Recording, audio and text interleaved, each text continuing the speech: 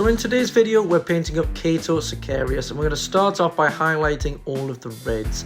And because he's got quite a lot of red on him, we need to be very careful with the highlights here.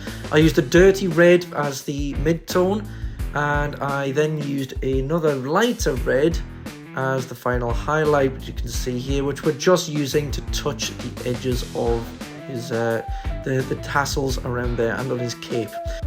Next, we started doing our non-metallic metal, and I used a colour called Japanese Brown as the mid-tone, and I just used that again to highlight all the edges that needed to be highlighted and made sure that the brown stayed in the recesses, so you can see a nice shadow there, which is a very important part of non-metallic metal.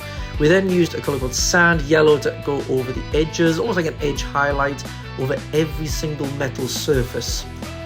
I think this effect looks really good on him, especially when put next to that silver non-metallic metal on the blade. After this, we then did a final highlight using a colour called Ice Yellow, and we used this to hit just the very, very tips of the metal surfaces, and I feel this gives it a very nice shine.